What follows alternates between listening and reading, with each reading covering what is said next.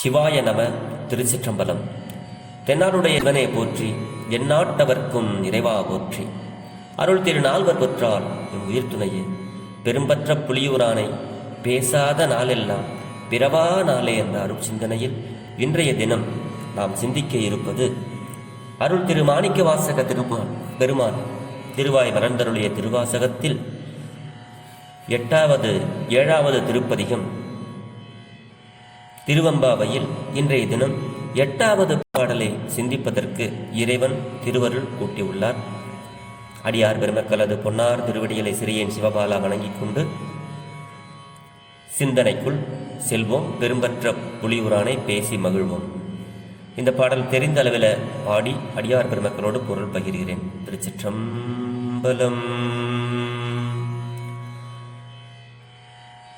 கோழி சிலம்ப சிலம்பும் குருகு எங்கும், கோழி சிலம்ப சிலம்பும் குருகு எங்கும், ஏழில் இயம்ப இயம்பும் வெண் சங்கு எங்கும், கேழில் பரஞ்சோதி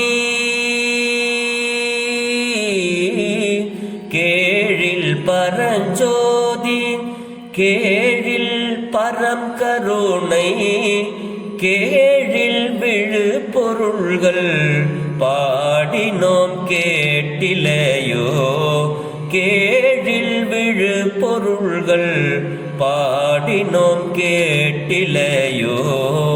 வாழி ஈதென்ன உறக்கமோ வாய் திறவாய், ஆழியான் அன்புடைமை ஆமாறும் யூவாரோ, ஊழி முதல்வனாய் நின்ற ஒருவனை ஏழை பங்காலனையே பாடேலோர் எம்பவாய்.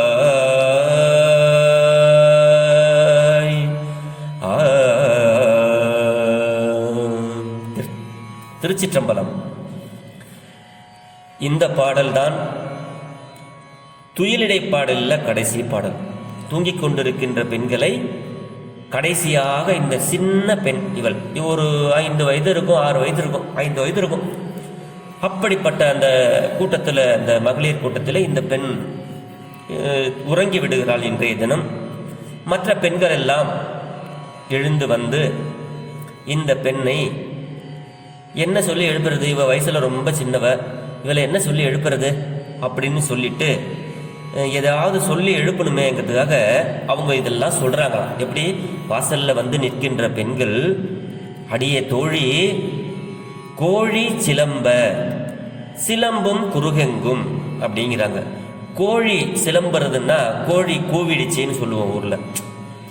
பொதுவாகவே சேவல் கூவிடுச்சு அப்படின்னு சொல்கிறது தான் வழக்கம். ஆனால் நம்ம ஊர் பக்கம் என்ன பண்ணுவாங்கன்னா, சேவல் கூவிடுச்சுன்னு சொல்கிறது இல்லை, கோழி கூவிடுச்சா அப்படின்னு தான் கேட்பாங்க. அந்த மாதிரி இந்த கோழி எல்லாம் கூவி விட்டன. சிலம்பும் குருகெங்கும், இந்த குருகு என்கின்ற இந்த பறவைகள் எல்லாம் ஒலிகளை எழுப்புகின்றன. இப்போ வீட்டுக்கு பக்கத்தில் கிராமப்புறங்களில் இருக்கவங்களுக்கு பார்த்தோம்னா இந்த சின்ன சின்ன இந்த பறவைகள்லாம், இந்த குருகு பறவைகள்லாம் ரொம்ப அப்படியே கிணி கிணி கிணி கிணி கிணி கிணி ஏதாவது சத்தம் போட்டுக்கிட்டே இருக்கும். அப்படி அழகாக இருக்கும் அந்த சத்தம். எங்கும் ஏழில் இயம்ப, ஏழில் அப்படின்னா நாதசுரம் அப்படின்னு அர்த்தம். அப்போ இந்த எழுப்ப வந்த பெண்கள் இதையெல்லாம் சொல்கிறார்கள். அடியே தோழி, கோழி கூவி வச்சு குருகு என்கின்ற பறவைகள் எங்கும் சத்தமிடுகின்றன. கோயிலை திறந்து விட்டார்கள் போல அந்த மங்கள வாத்தியங்கள் எல்லாம் கோயிலே இசைக்கு, அதாவது கோயிலில் காலையில் திருப்பள்ளி எழுச்சிக்கு நாதசுரம் வாசிப்பாங்க. அதான் ஏழில் இயம்ப, இயம்பும் வெண் சங்கு எங்கும். அப்போ சங்கு சத்தம் கேட்கும். காலையில் கோயில் துறக்கும் போது பெருமானுக்கு அந்த திருப்பள்ளி எழுச்சியில் சங்கு ஊதி தான் துறப்பாங்க. பழமை இதெல்லாம். அப்படி சங்கு சத்தமும் கேட்டுருச்சு, நாதசுர சத்தமும் கேட்டுருச்சு, கோழி கூவிடுச்சு, பறவைலாம் எங்கே பார்த்தாலும் இந்த குறுகு பறவைலாம் சத்தம் போட்டுது. இன்னுமா நீ எந்திரிக்கல அப்படிங்கிற மாதிரி கேட்குறாங்க. கேழில் பரஞ்சோதி, கேழில் பரம் கருணை, கேழில் விழுப்பொருள்கள். அதாவது கேழில்னா உயர்ந்த பெருமான், நம்மளுடைய பரஞ்சோதி பெருமான். கேழில் பரங்கருணை, பெரும் கருணையாளன். கேழில் விழுப்பொருள்கள், மிக மிக உயர்ந்த பொருட்களாக இருக்கின்ற சிவபெருமான். இவரை பத்தி நாங்க பாடிக்கொண்டு வருகிறோம். உனக்கு காது கேட்கலையா? கேட்டிலையோ? உனக்கு என்ன இன்னும் இப்படி தூங்கிட்டு இருக்கியே அப்படிங்கிற கேட்குறாங்க. வாழ்ந்து போ, இது என்ன உறக்கமோ அப்படின்னு சொல்லி ஒரு இதுவாக சொல்கிறார்கள், நயமாக சொல்கிறார்கள். என்ன தூக்கம்? வாழி இது என்ன உறக்கமோ? அடியே நீ வாழ்ந்து போ, இது என்னதான் உறக்கம் அப்படின்னு கேட்டு நாங்கள் இப்படி பெருமானை பாடிக்கொண்டிருக்கிறோமே, இப்படி நீ உறங்கி கொண்டிருக்கிறாயே, உன்னுடைய வாயை திறந்தாவது நான் எந்திரிச்சிட்டேன்னு ஒரு வார்த்தை சொன்னாதான் என்ன? வாழி இதென்ன உறக்கமோ? வாய் திறவாய், அடியே நீ வாயை திறந்தாவது ஒரு வார்த்தை நான் எந்திரிச்சிட்டேன்னு சொல்ல அப்படின்று எழுப்புகிறார்கள் அந்த உறங்கிக் கொண்டிருக்கின்ற சின்ன பெண்ணை. ஆழியான் அன்புடைமை ஆமாறும் இவ்வாறோ. ஆழியான், ஆழி என்றால் கடல் என்று ஒரு பொருள் இருக்கு. இன்னும் இதுக்கு நிறைய பொருள் அப்படின்னு. அப்ப ஆழியான் அன்புடைமைன்னா கருணை கடல் இங்கே குறிக்குது, கருணை கடல். அப்படி ஆழியான் அன்புடைமை ஆமாறும் இவ்வாறோ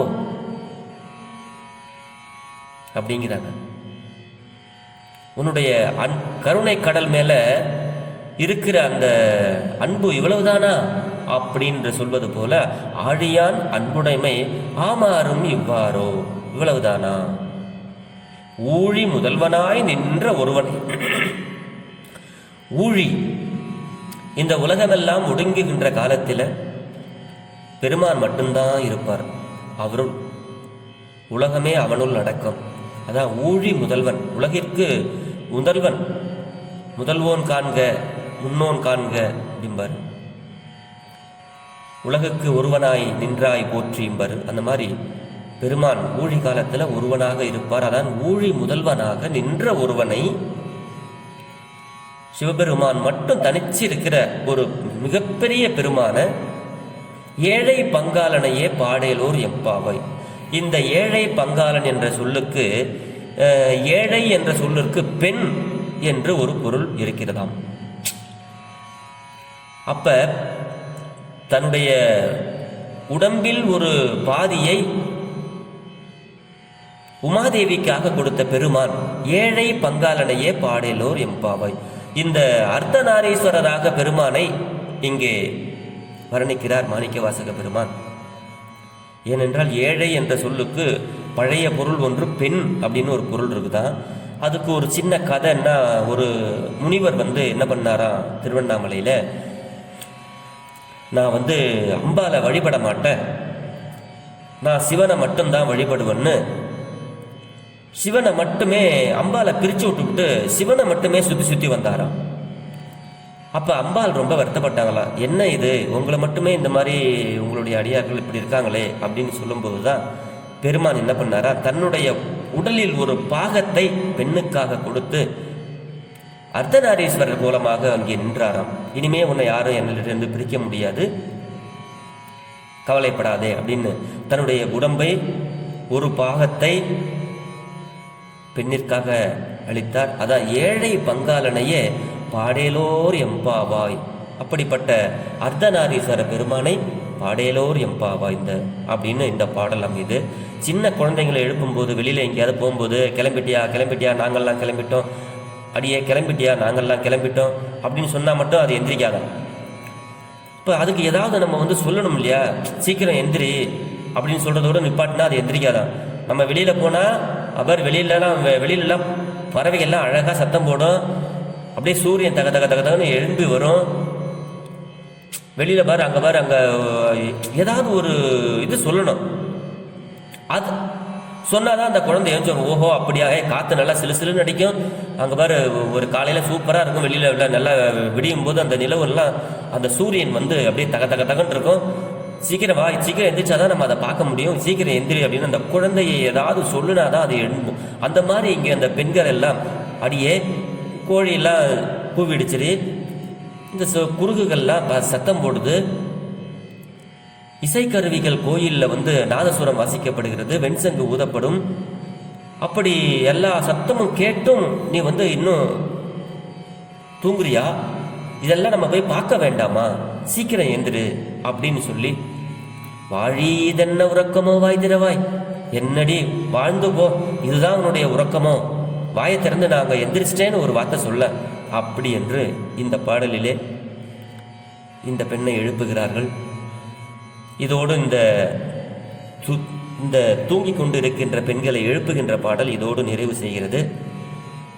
ஆக இந்த பாடலினுடைய கருத்து, பெருமான் வந்து அர்த்தநாரீஸ்வர கோலம் கொண்டார் அப்படிங்கிறதுக்கு தான் ஏழை பங்காளனையே பாடலோர் எம்பாவாய் என்பதும், அதாவது சம்ஹார காலத்தில் உலகமெல்லாம் அழிந்த பிறகும் பெருமான் மட்டுமே தனிச்சிருப்பார் அப்படிங்கிறதுக்கு, ஊழி முதல்வனாய் நின்ற ஒருவனை அப்படிங்கிறதுக்கும், ஆழியான அன்புடைமை அதாவது கருணை கடல் சிவபெருமான் என்பதற்கும் இங்கே வந்து, மற்றபடி கோயிலில் அந்த திருப்பள்ளி எழுச்சிக்கு ஊதப்படுகின்ற அந்த இசைக்கருவிகளை எல்லாம் சொல்லி இந்த பெண்ணை எழுப்புகிறார்கள் என்ற அளவிலே இந்த பாடலை நிறைவு செய்து கொண்டு நாளை மீண்டும் 9வது பாடலை சிந்திப்போம் என்று சொல்லி, புத்தடியோம் புண்மை தீர்த்து ஆட்கொண்டால் பொல்லாதோன்னு மாணிக்கவாசக பெருமான் பாடியது போல, நானும் இந்த திருவாசகத்திற்கு புதியவன்தான், என்னுடைய குற்றங்களையும் அடியார் பெருமக்கள் பொறுத்து அருள் செய்ய வேண்டும் என்று உங்களது பொன்னார் திருவடிகளை வேண்டிக் கொண்டு சிந்தனையை நிறைவு செய்கிறேன். பெரும்பற்ற புடியூரானை பேசாத நாள் எல்லாம் பிறவா நாளே. சிவா. திருச்சிற்றம்பலம்.